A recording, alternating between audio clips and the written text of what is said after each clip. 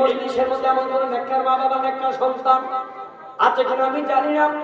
প্রকাশ্যে হাজার হাজার মানুষের সামনে যিনি দাঁড়িয়ে ওয়াদা করবে, হুজুর আল্লাহর নবীর মিলাদকে সাক্ষী করলাম, আজকে মাহফিলকে সাক্ষী করে ওয়াদা করলাম, জীবনে যতদিন আর হায়াত পাবো আমি কোনোদিন নামাজ ছাড়বো না, এমন ওয়াদা করবে। এমন করো ভাই বাবা আছে কিনা আমি জানি না।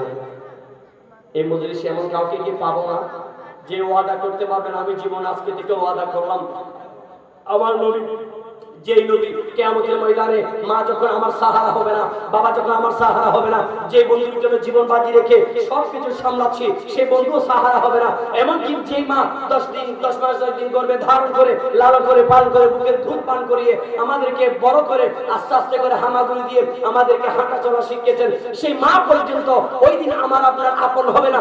যেই দিন সেই দিন আমার মা পর্যন্ত বাবা পর্যন্ত আপন হবে না, সেই দিন একমাত্র রহমতুল আলামিন নবী আমার জন্য আপনার জন্য আমরা যেন জাহান্নামে না গিয়ে জান্নাতি হই, সেই জন্য যেই নবী আমার আপনার জন্য শাফাতের জন্য দৌড়াতে থাকবেন, সেই নবীর মাহফিলে বসে এমন কোন বাবা, এমন কোন ভাই, এমন কোন বন্ধু কি পাবো না যেই বাবা, যেই ভাই, যেই বন্ধু ওয়াদা করতে পারবেন, হুজুর আমি আল্লাহকে সাক্ষী করে, মসজিদকে সাক্ষী করে, আমার নবীর মিলাদকে সাক্ষী করে ওয়াদা করছি আজকে থেকে জীবনে যতদিন হায়াত আছে, যতদিন আমার হায়াত আছে, জানি না কখন কোথায় কিভাবে ইন্তেকাল হয়ে যাবে, কোথায় মারা যাব, ইমানদার অবস্থায় না বেঈমান অবস্থায়, ভালো অবস্থায় না খারাপ অবস্থায়, নামাজ অবস্থায় না বেনামাজ অবস্থায়, কিভাবে মারা যাব জানি না। ওয়াদা করছি আজকের এই মিলাদ থেকে ওয়াদা করলাম জীবনে কোনোদিন নামাজ ছাড়বো না। এইরকম কোন ভাই, কোন বাবাকে আমরা আজকের এই মাহফিলে পাবো না। আমরা ভাই একজন হাত তুলেছেন, হাত নারে তাকবীর।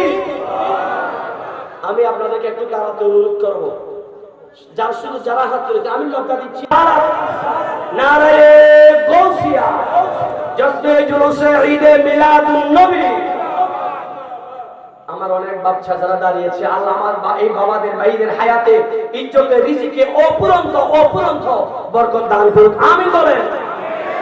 আপনারা ওয়াদাটা আমার সাথে নাও, আল্লাহর সাথে ওয়াদা করেছেন। যদিও ভাই কেন সবাই বেশার নামাজ সবাই পড়ে, কিন্তু 5 ওয়াক্ত নামাজ যারা পড়বে বলে ওয়াদা করেছে, তিনি কে বললেন, ও ভাই আমার জীবনে আমি এত বেশি অপরাধ করেছি, আমার জীবনে আমি 99 জন মানুষকে খুন করেছি, হত্যা করেছি, আমার জন্য তওবা করার কোনো সুযোগ আছে কিনা বলো।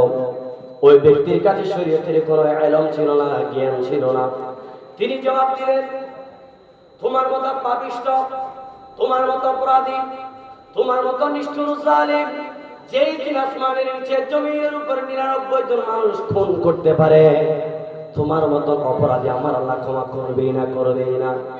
এই কথা যখন বললেন তিনি রাগান্বিত হয়ে ওই ব্যক্তিকেও খুন করে সেঞ্চুরি পার করে দিয়েছে। বলেন নাউজুবিল্লাহ। 100 জন ফিল আপ করার পরে তার অনুশোচনা কাজ শুরু হয়েছে। তিনি ক্ষান্ত থাকেন না, তিনি রওনা হয়ে গেলেন, কোন নেককার মানুষের সন্ধানে বের হয়ে গেলেন। তিনি খুঁজতে খুঁজতে একজন আল্লাহওয়ালা মানুষের সন্ধান পেলেন। তিনি সেই মানুষটার সুপুর্দ হলেন, সেই মানুষটার কাছে গিয়ে বলেন, হুজুর আমি জীবনে 99টা মানুষ খুন করবার পর একজন মানুষের কাছে গিয়েছিলাম, আমার তওবা করার সুযোগ আছে কিনা জানতে। ওই ব্যক্তি আমাকে তওবা করার সুযোগ নাই বলে জবাব দেওয়ার কারণে ওই ব্যক্তিকে আমি খুন করে 100 করে সেঞ্চুরি করেছি। হুজুর এবার আপনার কাছে ফতোয়া চাই, আপনার কাছে জানতে চাই আমার মতো গুনাহগার আমার আল্লাহ মাফ করবে কিনা, আমার পাপ মাফ হবে কিনা জানতে চাই। ওই ব্যক্তিটা আল্লাহর ওলি ছিল, নেককার ছিল, পরহেজগার ছিল, আবেদ সালেহ ভালো মানুষ ছিল। ওই ব্যক্তি চোখ বন্ধ করে বলল, ও বান্দা তুমি যত অপরাধ করো না কেন, তোমার অপরাধের চাইতে আল্লাহর রহমত অনেক বেশি বড়। ও বান্দা তুমি টেনশন করো না, তুমি পেরেশানি হয়ো না, তুমি নিজেকে নিয়ে দুশ্চিন্তা করো না। আল্লাহ কোরআনে বলে দিয়েছেন, বান্দারে যত অপরাধ করো না কেন, কোরআনে আল্লাহ বলে দিয়েছেন লা তাকনাতু মির রাহমাতিল্লাহ। বান্দা যত অপরাধ থাকুক না কেন, আমি আল্লাহ ওয়াদা করলাম তোমার পেরেশানির কোনো কারণ নাই। তোমার গুনাহ যত বড়, আমি আল্লাহর রহমত তার চেয়ে কোটি কোটি গুণ বড়। ওই বান্দা বললেন, হুজুর আমি কি করব? ওই প্রতিজ্ঞ জবাব দিল, বান্দা 100 জনকে তুমি খুন করেছ, এখন তোমাকে আমি শেষ একটা ফয়সালা বাতিয়ে দিচ্ছি, একটা সমাধান দিয়ে দিচ্ছি। অমুক জায়গার মধ্যে কিছু আল্লাহর খাস বান্দা আছে যারা সব সময় আল্লাহর জিকির ফিকির করে, নামাজ আদায় করে, কোরআনের জিকির করে, তেলাওয়াত করে। তুমি তাদের কাছে চলে যাও, তাদের কাছ থেকে তুমি তালিম নাও, তওবা করো। তুমি তাদের সারা মৃত্যু সময় কাটাইয়া দিবে, তাদের সাথে থাকবে, তাদের সঙ্গ ছেড়ে কোথাও যাবে না। আমি ওয়াদা করলাম, আমি গ্যারান্টি দিব, যদি তুমি তাদের সাথে থাকতে পারো, তাদের সাথে থাকার কারণে তুমি তো তোমার তওবাটাও হয়ে যাবে, তোমার জীবনের গুনাহ আমার আল্লাহ মাফ করে দিবে। সেই ব্যক্তি রওনা হয়ে গেলেন, মনে মনে তওবা করা আরম্ভ করলেন নিজে নিজে। ওই ব্যক্তিগুলোর কাছে যখন যাওয়া আরম্ভ করলো, তিনি ওই বুজুর্গের কথা অনুযায়ী তিনি তওবা নিজের থেকে শুরু করলেন। এমন ভাবে তওবা করলেন, আল্লাহর দরবারে তওবা করলেন, আল্লাহ জীবনে বেশি গুনাহ করেছি, যে গুনাহ আল্লাহর কোরআন, আপনার কোরআন সাক্ষী দেয়, গুনাহ যত বড় হোক আপনার রহমতের চাইতে গুনাহ বড় হতে পারে না। আপনার রহমত বড়, এটা আমি বিশ্বাস করি আল্লাহ। আমি মনে মনে তওবা করা আরম্ভ করলাম, আল্লাহ আমার তওবা তুমি কবুল করো। এমন ভাবে কবুল করো, আল্লাহ জীবনে আর কোনোদিন গুনাহ করব না। এই জন্য তওবা করতে হবে। তওবা মানে আল্লাহর সাথে ওয়াদা করা, জীবনে আর যতদিন বাঁচবো ততদিন পর্যন্ত আর কোনো গুনাহ করব না। এটার ওয়াদা আল্লাহর সাথে করা, এটার নাম হলো তওবা। ওই ব্যক্তি তওবা করলেন, ওই আল্লাহওয়ালা যেখানে তিনি সেদিকে রওনা হলেন। প্রতিমধ্যে যাওয়া অবস্থায় তিনি প্রতিমধ্যে ইন্তেকাল বরণ করলেন। আল্লাহর তরফ থেকে 2 ধরনের ফেরেশতা জমিনের মধ্যে নাজিল হয়ে এলো। এক ধরনের ফেরেশতা আসলেন রহমতের ফেরেশতা, আরেক দল ফেরেশতা আসলেন গজবের ফেরেশতা। আলহামদুলিল্লাহ নাহমাদুহু ওয়া নাস্তাঈনুহু ওয়া নাস্তাগফিরুহু ওয়া নাউযু বিল্লাহি মিন শুরুরি আনফুসিনা ওয়া মিন সাইয়্যাতি আ'মালিনা। من يهده الله فلا مضل له ومن يضلله فلا هادي له ونشهد أن لا إله إلا الله وحده لا شريك له ونشهد أن سيدنا ونبينا ومولانا محمدا عبده ورسوله الذي أرسله بالحق بشيرا ونذيرا وداعيا إلى الله بإذنه سراجا وقمرا منيرا. أما بعد فقد قال الله تعالى عز وجل في كلام المجيد والفرقان الحميد.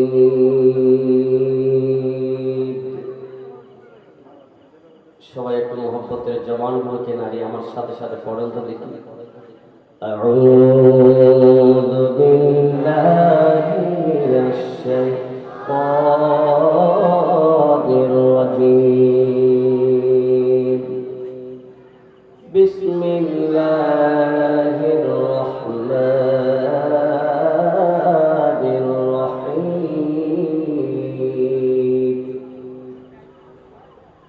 লা তাকনাতু মির রাহমাতিল্লাহ। সাদাকাল্লাহু মাওলানা আযীম।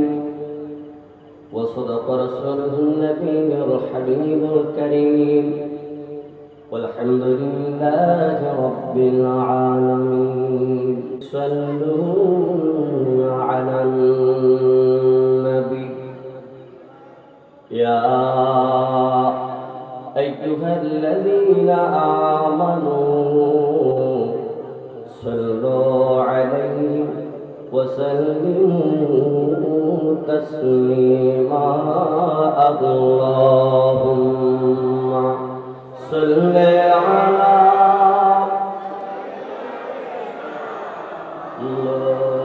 مولانا محمد وعلى آل سيدنا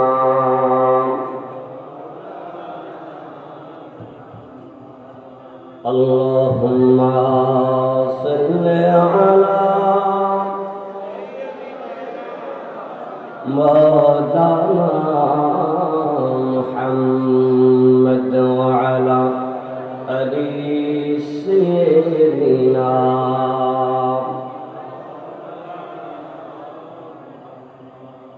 রাতের আধারে যারা সিজদাতে রয় দু চোখের অশ্রুতে নদী যেন বয় ছলনার হাতে ছানি যতই আসু পেছনে ফিরেও তাকাই না আল্লাহুম্মা সাল্লি আলা আর তো মহব্বতে সবাই একসাথে مولانا محمد وعلى آل سيدنا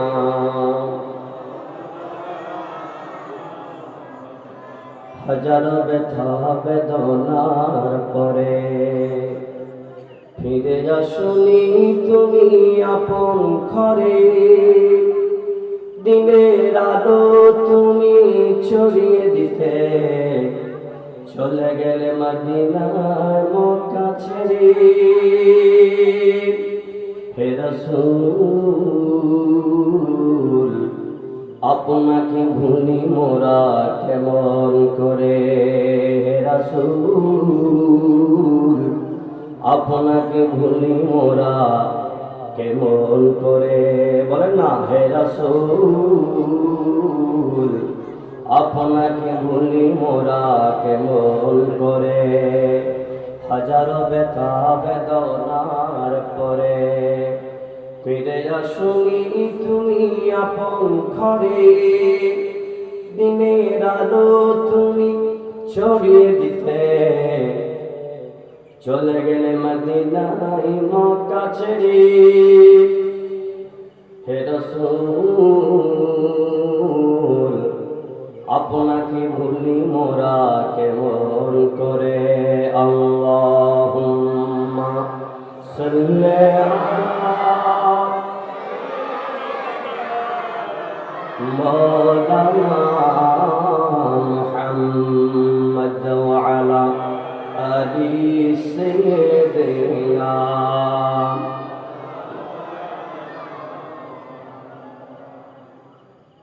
بلغ العلا بكماله كشف الدجى بجماله حسنت جميع خصاله صلوا عليه وآله إن التياريح الصبا يوما إلى أرض الحرام بلغ السلام رودة فيها النبي المحترم بلغ العلا بكماله كشف الدجى بجماله حسنت جميع خصاله صلوا عليه وآله আল্লাহ রাব্বুল আলামিন সূরা জুমার 39 নম্বর আয়াতের মধ্যে বলেন লা তাকনাতু মির রাহমাতিল্লাহ। আল্লাহ রাব্বুল আলামিন বলেন, বান্দারে, ও বান্দা বান্দিনী, তোমরা জেনে রাখো, শুনে রাখো, পৃথিবীর জমিনে তোমরা যত অপরাধ করেছ, যত গোপনে নিভৃতে একাকিত্বে শয়তানের প্ররোচনায় পড়ে যত গুনাহ করেছ, শয়তানের ধোঁকায় পড়ে যত গুনাহ করেছ, নফসের তাড়নায় যত গুনাহ করেছ, এই গুনাহগুলোকে আমি আল্লাহর দরবারে উপস্থাপন করে এমন ভাবে তোমরা লজ্জিত হও, এমন ভাবে নিজেকে শর্মিন্দা মনে করে আমি আল্লাহর দরবারে হাতটুকু টেনে দোয়া করো। আমি আল্লাহর কাছে দোয়া করে হাতটুকু আসমানের দিকে তুলে চোখের পানি ফেলে ফেলে এমন ভাবে দোয়া করো, আমি আল্লাহ ওয়াদা করলাম তোমাদের চোখের পানি জমিনে পড়া মাত্র আমি আল্লাহ তোমাদের জীবনের সমস্ত গুনাহগুলো মাফ করে দিব। বলেন সুবহানাল্লাহ। এই ডিক্লারেশনটা কার? জোরে বলতে হবে, ডিক্লারেশনটা কার? সবাই একসাথে বলেন, ডিক্লারেশনটা কার? আমাদের জীবনে গুনাহ আছে না নাই? এমন কোন বান্দা বান্দির বলতে পারবে আমার জীবনে গুনাহ নাই? ঠিক না বেঠিক? পৃথিবীর জমিনে এমন কোন বান্দা নাই যার জীবনে গুনাহ নাই, এটা কেউ বলতে পারবে? প্রতিটা বান্দা বান্দির জীবনের বড় ছোট মাঝারি গোপনে প্রকাশ্যে ইচ্ছায় অনিচ্ছায় গুনাহ আছে না নাই? বলেন।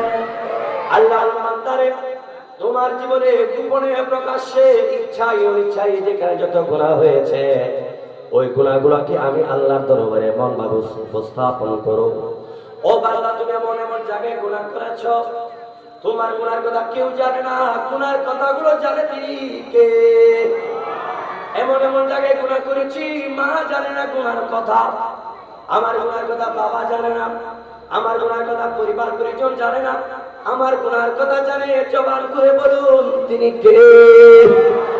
আল্লাহ বলেন, বান্দা এমন এমন জায়গায় গুনাহ করেছো কেউ জানে না, আমি আল্লাহ জানি। ও বান্দা, এই গুনাহ যদি তুমি মাফ করাতে চাও, নামাজের সিজদায় লুটে পড়ো তুমি বান্দা, আমি আল্লাহ ওয়াদা করলাম তুমি সিজদায় পড়ে যদি কান্না করে চোখের পানি ফেলতে পারো, আমি আল্লাহ ওয়াদা করলাম তোমাদের জীবনের সমস্ত গুনাহগুলো আমি আল্লাহ মাফ করে দিব। আল্লাহ বলেন, বান্দা, তোমাদের জীবনের গুনার পরিমাণ যত, আমি আল্লাহর রহমতের পরিমাণ তার চাইতে কোটি কোটি গুণ বড়। বলেন সুবহানাল্লাহ। আল্লাহ আমাদের গুনার চাইতে আল্লাহর রহমতের পরিমাণ বড়, এই ওয়াদা কার? যদি বলেন না কার? একজন বান্দা ইব্রাহিম বিন আদহামের কাছে আসলেন, বললেন, হুজুর, পৃথিবীর জমিনের মধ্যে আমি এমন এক নালায়েক বান্দা, আমি এখনো গুনাহ ছাড়তে পারি না, হুজুর আমি কি করব, আমাকে একটা পরামর্শ দেন। ইব্রাহিম বিন আদহাম বললেন, বান্দা, তুমি যদি গুনাহ ছাড়তে না পারো, তোমাকে একটা পরামর্শ দেই। ও বান্দা, এমন এক জায়গায় চলে যাও যে জায়গার মধ্যে গুনাহ করবে কিন্তু আল্লাহ দেখবে না। আমার বাবারা ভাইরা বলেন তো, পৃথিবীর জমিনের মধ্যে এমন কোন জায়গা আছে নাকি যেই জায়গার মধ্যে গুনাহ করব কিন্তু আমার আল্লাহ দেখবে না? এমন কোন জায়গা আল্লাহর সৃষ্টি জগতের মধ্যে আছে নাকি? জবান করে বলেন, আছে নাকি? এমন কোন জায়গা নাই। ইব্রাহিম বিন আদহাম বললেন, বান্দা, যদি গুনাহ ছাড়তে না পারো, এমন একটা জায়গায় চলে যাও যেই জায়গায় গুনাহ করবা কিন্তু আল্লাহ দেখবে না। ও আমার বাবারা, বন্ধুরা, এমন কোন জায়গা নাই যে জায়গার মধ্যে গুনাহ করব, অপরাধ করব কিন্তু আল্লাহ দেখবে না। এমন কোন জায়গা আল্লাহর জমিনের মধ্যে নাই। কথা বলেন ঠিক না বেঠিক? ইব্রাহিম বিন আদহাম বললেন, বান্দা, যদি গুনাহ ছাড়তে না পারো, এমন জায়গায় চলে যাও যে জায়গার মধ্যে গুনাহ করবা আল্লাহ দেখবে না, শুনবে না। আবার বলেন, বান্দা, সেই বান্দা জবাব দিলেন, হুজুর, এমন কোন আল্লাহ নজরের পরিধি এমন কোন পরিধি নাই যে জায়গার মধ্যে গুনাহ করব কিন্তু আল্লাহ দেখবে না। এমন কোন সৃষ্টি জগতের মধ্যে কোন জায়গা নাই। ইব্রাহিম বিন আদহাম বললেন, তাহলে গুনাহ ছেড়ে দাও। আবার বললেন, ও বান্দা, যে খোদার নিয়ামত খেয়ে তুমি গুনার কাজে লিপ্ত আছো, যেই খোদার রিজিক খেয়ে তুমি দৈনন্দিন জীবনে কাজকর্মগুলো সম্পাদন করো। যেই মালিকের রিজিকে আমরা বেঁচে আছি সেই মালিকের রিজিক খাওয়া বন্ধ করে দাও। হয়তো রিজিক বন্ধ করে দাও, না হয় গুনাহ করাটা ছেড়ে দাও। তুমি রিজিক বন্ধ করতে পারবা কিনা জবাব দাও। সেই বান্দারা বললেন, হুজুর, পৃথিবীর জমিনের মধ্যে এমন কোন প্রাণী আল্লাহ রাখেন নাই যার রিজিকের দায়িত্ব আল্লাহ নেই নাই। জোরে বলেন সুবহানাল্লাহ। ওয়া মা মিন দাব্বাতিন ফিল আরদি ইল্লা আলাল্লাহি রিজকুহা। আল্লাহ রাব্বুল আলামিন বলেন, সপ্ত জমিনের নিচে পর্যন্ত যদি কোনো প্রাণী আল্লাহ সৃষ্টি করে, সেই প্রাণীর রিজিকের দায়িত্ব নিয়েছেন একজন। জোরে বলেন সেই মালিকের নামটা যেন কি? সপ্ত জমিনের নিচে যে প্রাণী আছে সেই প্রাণীর রিজিকের মালিকটা যেন কে? আমাদের রিজিকের মালিক কে? আমাদের হায়াতের মালিকটা যেন কে? আমাদের মরণের মালিকটা যেন কে? আমাদেরকে মাহফিলে এনেছেন তিনি কে? আমাদেরকে সুস্থ রেখেছেন তিনি কে? সেই মালিকের রিজিক যদি খাওয়া বন্ধ করে দেয়, সেই মালিক যদি আমাদেরকে রিজিক দেওয়া একটা সেকেন্ডের জন্য বন্ধ করে দেয়, আমি খোদার কসম করে বলতে পারি পৃথিবীর কোন প্রাণী আল্লাহর রহমত ছাড়া একটা সেকেন্ড বাঁচতে পারবে না। কথা বলেন ঠিক না বেঠিক? এই যে রহমতের বাতাসগুলো বাড়ি দাঁড়াগুলো বইছে, এগুলো আল্লাহর রহমত কিনা? কথা বলেন আল্লাহর রহমত কিনা? আমাদের চারপাশে গাছপালা নদী নালা আছে না নাই? এই সবগুলো আমাদের জন্য রহমত কিনা? আমাদের জন্য মা বাবা আমাদের জন্য রহমত কিনা? কথা বলেন না কিনা? রহমত কিনা? আল্লাহর সৃষ্টি জগতের মধ্যে সব কিছু রহমত, কিন্তু সমস্ত রহমতের মধ্যে শ্রেষ্ঠতম একটা রহমত স্পেশাল আল্লাহ কোরআনে ডিক্লারেশন করে আমাদের জন্য পাঠাইলেন। সেই রহমতের নাম আমরা সবাই একসাথে জবান করে বলবো। বলেন, ওয়া মা আরসালনাকা ইল্লা রাহমাতাল লিল আলামিন। জোরে জোরে বলেন সুবহানাল্লাহ। আল্লাহ রাব্বুল আলামিন বলেন, আমার বান্দা, পৃথিবীর জমিনের মধ্যে মা বাবার রহমত, গাছপালা রহমত, নদী এই সব কিছু আমাদের জন্য রহমত। আসমান আমাদের জন্য রহমত, তারকারাজ আমাদের জন্য রহমত, সূর্য আমাদের জন্য রহমত, আসমানের চাঁদ আমাদের জন্য রহমত, তারকা আমাদের জন্য রহমত, সমস্ত নবী আমাদের জন্য রহমত, বৃষ্টি আমাদের জন্য রহমত, রৌদ্র আমাদের জন্য রহমত, মা বাবা আমাদের জন্য রহমত, এই দোকানপাট আমাদের জন্য রহমত, গাড়িগুলো আমাদের জন্য রহমত, সৃষ্টি জগতের সব কিছু আমাদের জন্য রহমত। কথা বলেন ঠিক না বেঠিক? এই সব কিছু রহমত হবার পরও আল্লাহ কোন রহমতের বেলায় কোরআনের আয়াত দেন নাই স্পেশাল ভাবে। আমার নবী রহমতুল লিল আলামিন নবীর জন্য আল্লাহ স্পেশাল করে কোরআনে কারীমের আয়াত দিয়ে বুঝিয়ে দিলেন, বান্দারে সমস্ত রহমত তো আছে, সমস্ত রহমতের মধ্যে শ্রেষ্ঠতম একটা রহমত আমি উম্মতে মুহাম্মাদের জন্য দিচ্ছি, যে রহমতুল লিল আলামিনের নাম হলো রহমাতুল লিল।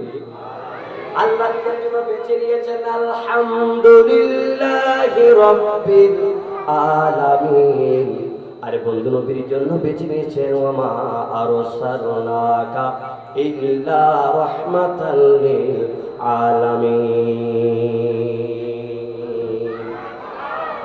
এই নামটা কে রেখেছে? জোরে বলেন, নামটা রেখেছেন কে? সম্প্রতি 2 দিন আগে একটা মিডিয়ার মধ্যে শুনলাম, আমার আগের বক্তা বলল, এক বক্তা ওয়াজের মঞ্চে বলেছে বিগত 16-17 বছর নাকি কোনো একটা জায়গায় আজান হয় নাই। নাউজুবিল্লাহ বলবেন না? খোদার কসম, পৃথিবীর জমিনের মধ্যে একটা সেকেন্ডের জন্য আজান বন্ধ নাই। বলেন, এই আজান জারি রেখেছেন তিনি কে? যেদিন পৃথিবীর জমিন থেকে একটা সেকেন্ডের জন্য আজান বন্ধ হয়ে যাবে, ওই দিন আমার আল্লাহ কিয়ামত ঘটাই ফেলবে। কথা বলেন ঠিক না বেঠিক? একটা সেকেন্ডের জন্য আজান বন্ধ নাই, ওই আজানের মধ্যে আল্লাহর নাম আছে না নাই? যদি বলেন, আজানের মধ্যে আল্লাহর নাম আছে না নাই? ওই নামের পাশে আল্লাহর নামের সাথে আমার নবীর নাম আছে না নাই? ওই নবী আমাদের জন্য রহমত কিনা? এই কথা আমাদের না আল্লাহ নিজের জন্য দিয়েছে, নিজের জন্য বাছাই করে নিয়েছে রব্বিল, আর বন্ধুর জন্য নিয়েছে রাহমাতাল লিল। ইয়া রাসূলুল্লাহ, আমি আপনাকে রহমত হিসেবে পাঠাইলাম। ও আল্লাহ, রহমত কারা কারা পাবে? আল্লাহর কোরআন বলে আমি পৃথিবীর সমস্ত মানুষের জন্য রহমত হিসেবে পাঠাইলাম, শুধু জমিনের উপরে যারা আছে তাদের জন্য রহমত নয়। চার মাযহাবের একজন ইমাম আহমদ ইবনে হাম্বল রাদিয়াল্লাহু আনহু বলেন, আল্লাহর নবীর শান বর্ণনা করতে গেলাম আহমদ ইবনে হাম্বল বলেন, ইয়া রাসূলুল্লাহ হায়াতি খায়রুল লাকুম ওয়া মামাতি খায়রুল লাকুম। ইয়া রাসূলুল্লাহ, আপনার শানে আল্লাহ আয়াত নাযিল করেছেন, ওয়া মা আরসালনাকা ইল্লা রাহমাতাল লিল আলামিন বলে কোরআনের আয়াত নাযিল করেছে। ইয়া রাসূলুল্লাহ, পৃথিবীর জমিনে এখন যারা জীবদ্দশায় জীবিত আছে, আপনি তাদের জন্য যেমনি ভাবে রহমত, শুধু তা নয়, জমিনের নিচে 3.5 হাত মাটির নিচে, প্রথম আসমানের নিচে থেকে আরম্ভ করে প্রথম জমিনের নিচ থেকে আরম্ভ করে সপ্ত জমিনের নিচে পর্যন্ত, একেবারে তাহাতুসসারা পর্যন্ত যত সৃষ্টি আমার আল্লাহ করেছেন, যত সৃষ্টি আল্লাহর জমিনের মধ্যে আল্লাহ রেখেছেন, যত প্রাণী আছে, সমস্ত প্রাণীর জন্য আমার আল্লাহ আমার নবীকে রহমত হিসেবে পাঠিয়েছে। শুধু আমার নবী জমিনের উপরিভাগের যারা আছেন তাদের জন্য রহমত, এটা নয়, জমিনের নিচেও যারা আছে তাদের জন্য আমার নবী রহমত বলে ডিক্লারেশন করেছেন। তিনি কে? জোরে বলেন না, তিনি কে? এই জন্য আহমদ ইবনে হাম্বল বলে, হায়াতি খায়রুল লাকুম। ইয়া রাসূলুল্লাহ, দুনিয়ার জমিনের মধ্যে যারা জীবিত আছে তাদের জন্য আপনি যেমনি ভাবে রহমত, দুনিয়ার জমিনের নিচে যারা আছে আপনি তাদের জন্য একই ভাবে করে রহমত। বলেন না সুবহানাল্লাহ। এই জন্য অনেক মানুষ বলে আল্লাহ নবী তো দুনিয়া থেকে মারা গিয়েছেন, ইন্তেকাল বরণ করেছে, আল্লাহ নবী আপন রওজে জীবিত নাই। এই কথা অনেকে বলে কি বলে না? জোরে বলেন, বলে কি বলে না? আপনারা ফতোয়াতে আল্লাহ নবী জিন্দা না মুর্দা? জিন্দা না মুর্দা? জোরে বলতে হবে, আল্লাহ নবী জিন্দা না মুর্দা? আল্লাহ নবী হায়াতুন নবী, কোনো সন্দেহ আছে নাকি?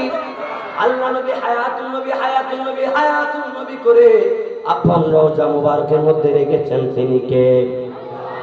আল্লাহ নবী যদি ইন্তেকাল বরণ করে কিছুক্ষণের জন্য আল্লাহর নবী পৃথিবীর জমিন থেকে ইন্তেকাল বরণ করেছেন, আল্লাহর কোরআন বলে ইন্নাকা মাইয়িতুন ওয়া ইন্নাকুম মাইয়িতুন। ইয়া রাসূলুল্লাহ, পৃথিবীর জমিনের জন্য আমি একটা বিধান করে দিলাম, সমস্ত মানুষকে অবশ্যই মৃত্যুর সোদা পান করতে হবে। ইয়া রাসূলুল্লাহ, আপনি এই মৃত্যুর সোদা পান করা থেকে বিরত থাকতে পারবেন না, আপনাকে মৃত্যুর সোদা পান করতে হবে। ঠিক আছে, কোরআনের আয়াত যেমন সত্য, আল্লাহর নবীকে আল্লাহ মৃত্যু দান করেছেন কতক্ষণের জন্য জানেননি? যতক্ষণ পর্যন্ত আল্লাহ নবীকে রওজা মুবারকের মধ্যে দাফন করা হয়নি ততক্ষণের জন্য আল্লাহর নবীকে আল্লাহ মৃত্যু দিয়েছেন। বলেন না সুবহানাল্লাহ।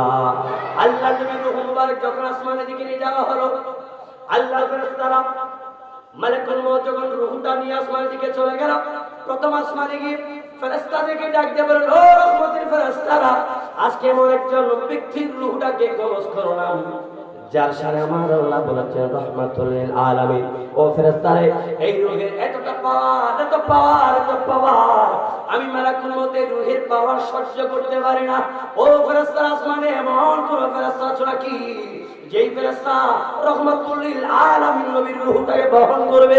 ওই প্রথম আসমান ওয়ালা ফেরেশতারা জবাব দিল, না, এই রূহকে বহন করার কোনো কি কোনো ক্ষমতা আমাদের মধ্যে নাই, এই রূহকে বহন করার কোনো ক্ষমতা আমাদের মধ্যে আল্লাহ দেয় নাই। তুমি বরঞ্চ প্রথম আসমান ফিরে দ্বিতীয় আসমানে চলে যাও। মালাকুল মউত রূহটা নিয়ে দ্বিতীয় আসমানে চলে গেলেন। দ্বিতীয় আসমানে চলে যাবার পরে ফেরেশতাদেরকে আরেকটা ডাক দিলেন, ফেরেশতারা রে, আমি এমন একজন ব্যক্তির রূহটা কবজ করলাম যে রূহের এত পাওয়ার, এত বিউটি, এত পাওয়ার, এত দূরের, এত জরুরি, আমি মালাকুল মউত সহ্য করতে পারি না গো ফেরেশতা। তুমি এমন কেউ আছো নাকি বলো, এই রূহ তোমরা কেউ গ্রহণ করতে পারবে কিনা বলো? ওই ফেরেশতারাও কিভাবে করে জবাব দিলেন, না, এই রূহের যে পাওয়ার, যে বিউটি, যে নূরানিয়ত, যে নূরের পাওয়ার, এটা সহ্য করার কোনো ক্ষমতা আমাদের মধ্যে নাই। দ্বিতীয় আসমানের ফেরেশতারা কিভাবে জবাব দিলেন? মালাকুল মউত রূহটা নিয়ে তৃতীয় আসমানে গেলেন। তৃতীয় আসমানে কিভাবে জবাব দিলেন? চতুর্থ আসমানে গেলেন, সেখানে কি জবাব? এইভাবে করে যেতে যেতে সপ্ত আসমানে পর্যন্ত গেলেন। সপ্ত আসমানে যাবার পরে কিভাবে জবাব দিলেন? শেষমেশ আল্লাহর দরবারে উপস্থাপন করা হলো, অগমনী প্রভুবার আলাহি, এমন একজন আপনার বন্ধুর রূহ আজকে আমাকে কবজ করতে হয়েছে আল্লাহ, এই রুহের পাওয়া, রুহের দজল আমি সহ্য করতে পারি না, আমি রুহটা কি করব? আল্লাহ বললেন মালাকুল মউত, এখনো তুমি আমার বন্ধু রুহের পাওয়ার বুঝতে পারো না। ও মালাকুল মউত, আমার বন্ধুর রূহ যেই শরীর মোবারক থেকে তুমি নিয়েছো, আমি আল্লাহ অর্ডার করলাম, আমি আল্লাহ আদেশ করলাম, আমার বন্ধুর রূহ যেই শরীর থেকে নিয়েছো, ওই রূহ মোবারক ওই জিসিমের মধ্যে আবার রেখে দাও। জবান করে বলেন আমার নবী মরা না, জিন্দা। জোরে বলেন আমার নবী মরা না, জিন্দা। এই বিশ্বাস আছে না নাই? যেটা বলছিলাম, আল্লাহ নবীকে আল্লাহ রহমত হিসেবে পাঠিয়েছেন। এই রহমত যদি মারা যায়, পৃথিবীর জমিনের সমস্ত রহমত বন্ধ হয়ে যাবে। কথা বলেন ঠিক না ঠিক? আল্লাহ রহমত যতদিন পরে যাবে, আল্লাহ নবী জিন্দা আছে বলে পৃথিবীর জমিনের মধ্যে এখনো আল্লাহর রহমত জিন্দা আছে। ঠিক না ঠিক? কোরআনে কারিমের আয়াত পড়েছিলাম, আল্লাহ বলেন বান্দা এমন কিছু জায়গার মধ্যে গুনাহ করেছো পৃথিবীর কেউ জানে না, আমি আল্লাহ জানি রে বান্দা, জানি। ও বান্দা গুনাহ করেছো, শয়তানের প্রচনায় পড়ে গুনাহ করেছো, অসুবিধা নেই রে বান্দা, আমি আল্লাহ ওয়াদা করলাম নামাজগুলো পড়ে সিজদাগুলো দিয়ে দিয়ে, আমি আল্লাহর জমিনের মধ্যে সিজদাগুলো দিয়ে চোখের পানি ছেড়ে দিয়ে কান্না করে আমি আল্লাহর কাছে গুনাহ ক্ষমা চাও, আমি আল্লাহ ওয়াদা করলাম তোমার জীবনের গুনার পরিমাণ যতই হোক না কেন, আমি আল্লাহ তোমাদের জীবনের সমস্ত গুনাহগুলোকে মাফ করে দিব। একজন ব্যক্তিকে আল্লাহ হিসাব নিকাশ করে জাহান্নামে পাঠিয়ে দিচ্ছে। আল্লাহ রাসূলের হাদিসে মুবারকের মধ্যে পেলাম, এক ব্যক্তিকে আল্লাহ বিচার কার্য সম্পাদন করে সেই ব্যক্তিকে আল্লাহ গজবের ফেরেশতাগুলোকে বললেন, জাহান্নামের ফেরেশতাকে বললেন, এই ফেরেশতা, আমার এই বান্দা গুনাহগার, এই বান্দা বদকার, এই বান্দাকে জাহান্নামে নিয়ে চলে যাও। ওই বান্দা যাকে জাহান্নামে নিয়ে যাওয়ার জন্য আমার আল্লাহ হুকুম করলেন, সেই বান্দা বলেন, আল্লাহ আমার একটা আপত্তি আছে। ও মুরিদ, মা আনসাফতানি, আপনি আমার উপর ইনসাফ করেন নাই। কে বলছে? বান্দা বলতেছে আল্লাহকে। কথা বুঝতে কষ্ট হচ্ছে বাবা? ওই বান্দা বলছে আল্লাহ, মা আনসাফতানি, আপনি আমার উপর ইনসাফ করেন নাই। আপনারা বলেন আল্লাহর চাইতে বড় ইনসাফকারী আর কেউ হতে পারে নাকি? বলেন না সবাই একসাথে বলেন, আল্লাহর চাইতে বড় ইনসাফকারী আর কেউ হইতে পারে নাকি? পিছনের ভাইরা কথা বুঝতে কষ্ট হচ্ছে মনে হয়। আল্লাহর চাইতে বড় ইনসাফকারী কেউ আছে নাকি? জোরে বলতে হবে, আছে নাকি? আল্লাহর চাইতে বড় ইনসাফকারী কেউ নাই। ওই বান্দাটা যাকে জাহান্নামে নিয়ে যাওয়ার জন্য আল্লাহ অর্ডার করলেন, সেই বান্দা বললেন, আল্লাহ মা আনসাফতানি, আল্লাহ আপনি আমার উপর ইনসাফ করেন নাই। আল্লাহ বলেন, কি রে বান্দা? আচ্ছা বলেন, এই যে বান্দাটা বলল মা আনসাফতানি, আল্লাহ আপনি আমার উপর ইনসাফ করেন নাই, আল্লাহ কি জানে না আল্লাহ ইনসাফ করেছে না বেইনসাফি করেছে? এটা কি আমার আল্লাহ জানে না? জোরে বলেন না, জানে কি জানে না? আল্লাহ জানার পরও ওই বান্দা প্রশ্ন করলেন, আল্লাহ মা আনসাফতানি, আপনি আমার উপর ইনসাফ করেন নাই। আল্লাহ বলেন, ও বান্দা কেমন ইনসাফ করি নাই? একটু আমাকে একটু বুঝিয়ে বলো, কেমন ইনসাফ করি নাই? ওই বান্দা বলেন, আল্লাহ আপনার নাম রেখেছেন রহমান, আপনার নাম রেখেছেন রহিম, আপনি দয়াময়, আপনি পরম দয়াময়, দয়াময়, আপনার চাইতে দয়াময় আর কেউ নাই। কথা কন্টিন নেবে ঠিক?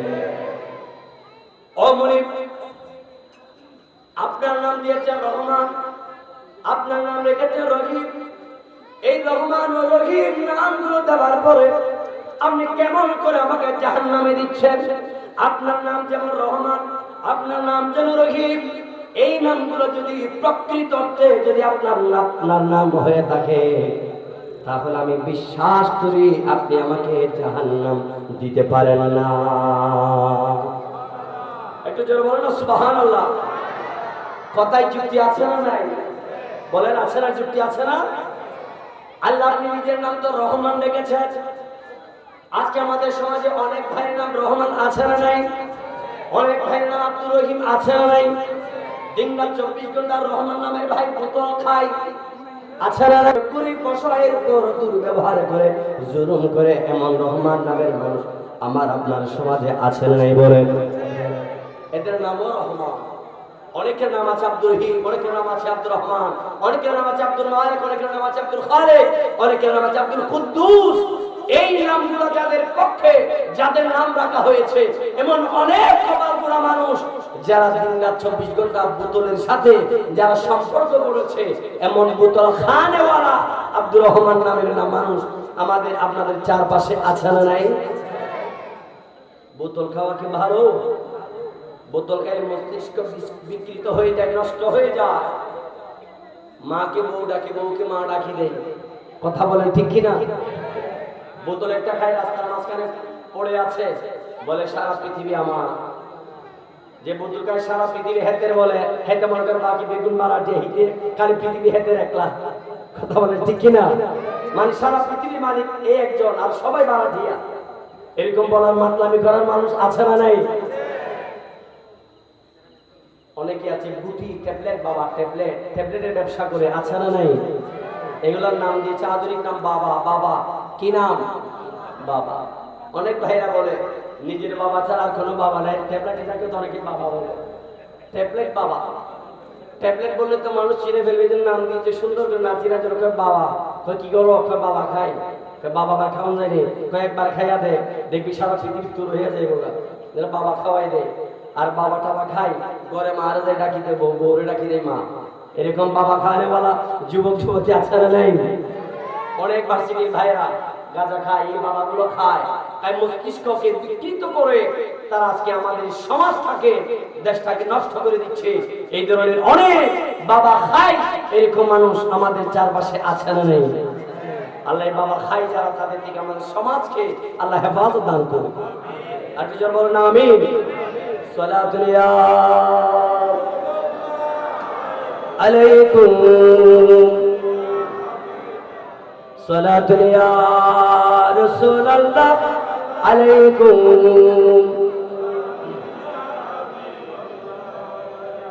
আল্লাহ আমাদের এই মাহফিলের সাদাকায়, এই যতবার দুরূদে মুস্তাফা পড়ছি এগুলোর সাদাকায় আল্লাহ আমাদের জীবনের গুনাহগুলোকে মাফ করে দিন। আরেকজন বলেন আমিন।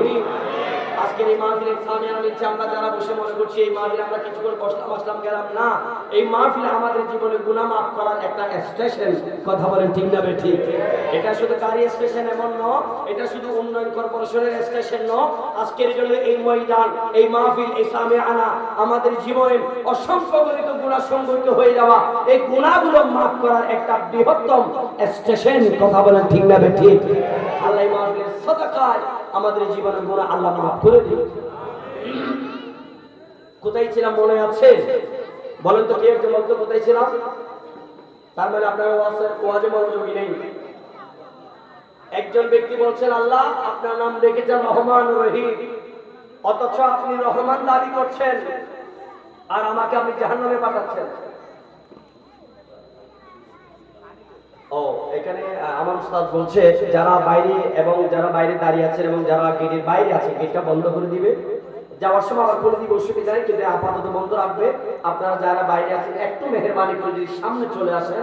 মানুষ আলহামদুলিল্লাহ আমাদের সামিয়ানা ইতিপূর্বেই ভরপুর ছিল, আরো কিছু ভাইয়ের বাবার আসছে, আলহামদুলিল্লাহ হয়তো আরো কিছু আসবে। বিশেষ করে অনেকে দাঁড়িয়েছেন, যখন বলে ইয়া নবী সালাম আলাইকা বলবে আমরা তখন ঢুকবো। এখন তো একটু কষ্ট, যখন খাবার একটু গরম ঠাট্টা গরম বিরিয়ানি যখন হবে তখন ঢুকে যাবো, ওই আশায় অনেকেই আছে। যাই হোক আমি অনুরোধ জানাবো, টাটকা টাটকা বিরিয়ানি তো অবশ্যই আছে, সকলকেই দেওয়া হবে। তবুও যারা বাইরে দাঁড়িয়েছেন অনুরোধ জানাবো কিছুক্ষণ, আর সব মিলে 20 থেকে 30 মিনিট, আর বেশি কষ্ট দিব না।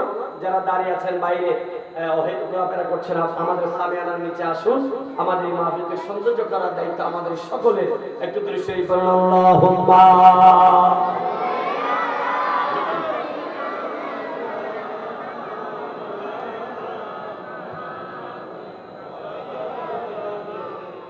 অসুস্থ ব্যক্তিকে যদি আপনি কখনো প্রশ্ন করেন ভাই বলেন তো পৃথিবীতে সবচাইতে বড় নিয়ামত কি, সেই উত্তর দিবে অসুস্থ ব্যক্তি, উত্তর দিবে সবচাইতে বড় নিয়ামতের নাম হলো আল্লাহর দেওয়া সুস্থতা। একটু জোরে বলবেন না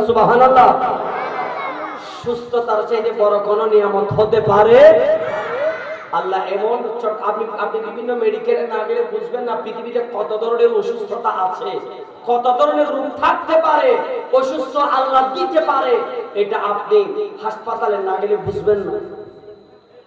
আল্লাহ নবী বলেছেন, আমার উম্মত জীবনকে যদি উপভোগ করতে চাও, জীবনের মানে যদি বুঝতে চাও, জীবনটা কি সেটা যদি তুমি অনুধাবন করতে চাও, বুঝতে চাও, এক নম্বরে কবরস্থানগুলো তুমি সফর করবা, মানে কবরস্থানের জিয়ারত করবা। আপনাদের এখানে কবর জিয়ারত আছে না নেই? কবরের জিয়ারত আছে না নেই? কেমন পর্যন্ত চলবে কি চলবে না?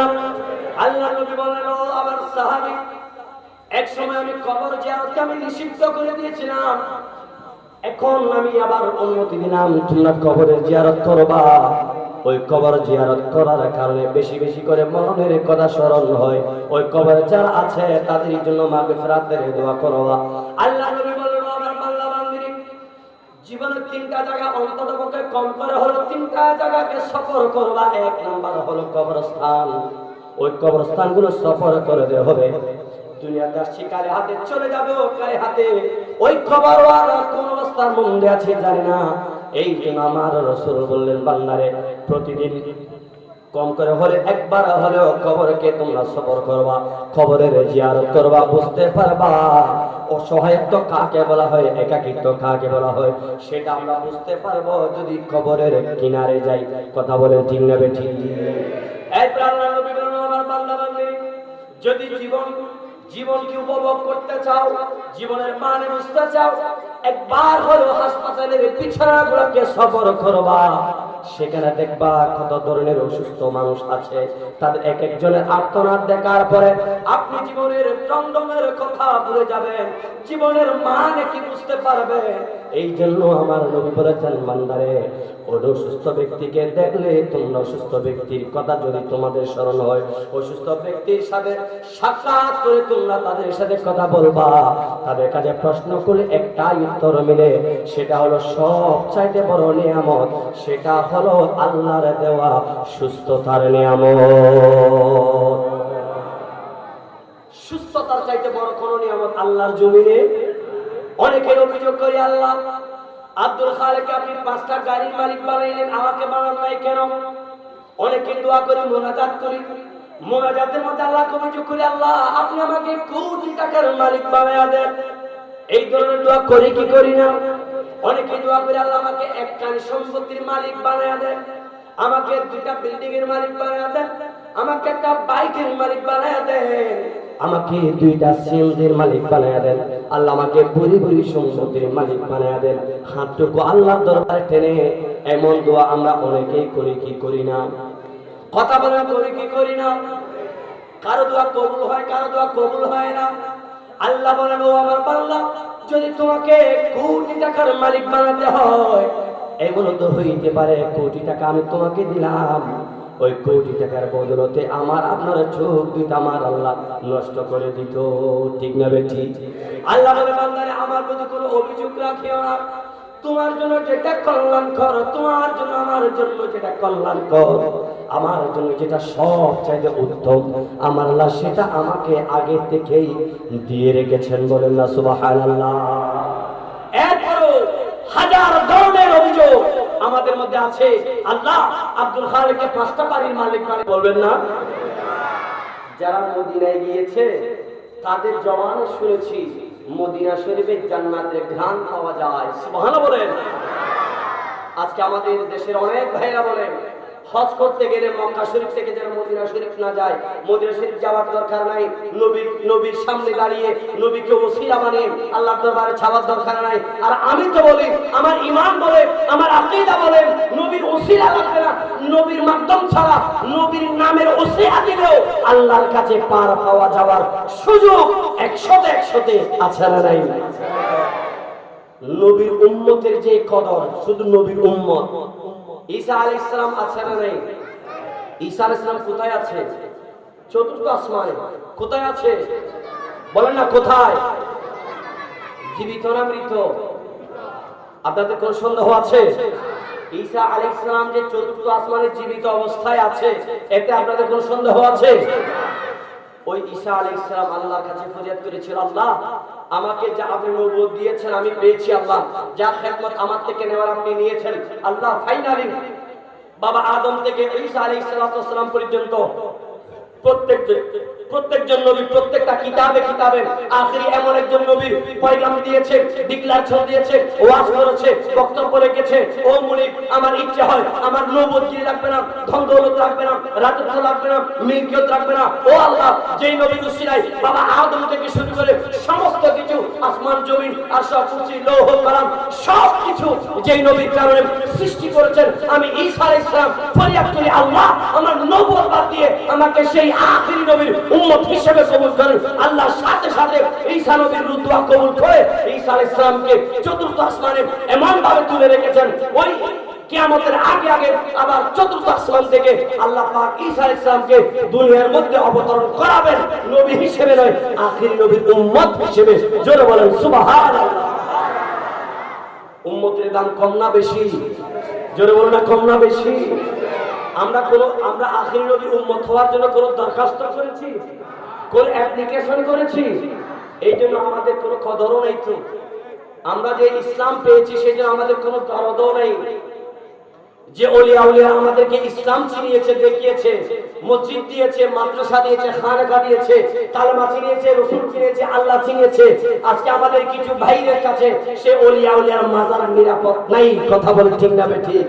যে ওলিরা আমাদেরকে ইসলামের সুদা পান করে হিন্দু থেকে মুসলমান বানিয়েছে, অমুসলিম থেকে মুসলিম বানিয়েছে, সেই ওলিয়া উলিয়ার মাজারে গত পরশুদিনও কুমিল্লার চাঁদপুরের মধ্যে 4টা মাজারে একই সাথে হামলা করে আগুন দিয়ে মাজার জ্বালিয়ে দিয়েছে।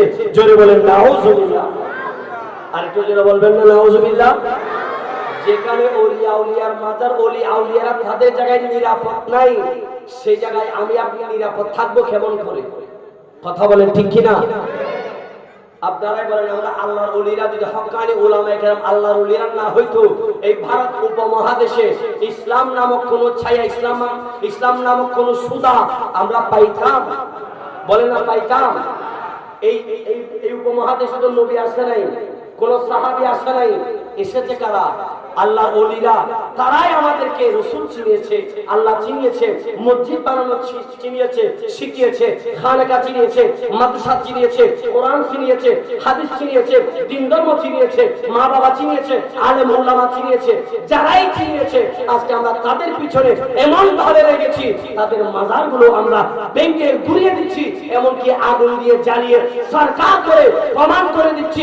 তারা প্রমাণ দিচ্ছে আজ থেকে 1450 বছর আগে আমার রাসূলুল্লাহর গায়ের উপরে যারা পাথর নিক্ষেপ করে আমার রাসূলুল্লাহর শরীর মোবারক থেকে রক্ত জড়িয়েছে, আজকের দিনে তারাই ওদের বংশধর যারা আজকের দিনে ওলিয়া উলিয়ার মাজারে হামলা করে আগুন দিচ্ছে। কথা বলেন ঠিক না বেঠিক? যেখানে আল্লাহর নবী নিরাপদ ছিল না, আল্লাহর ওলিরা নিরাপদ নাই, তাদের কাছে সাধারণ মানুষ তো এমনিতেই নিরাপদ।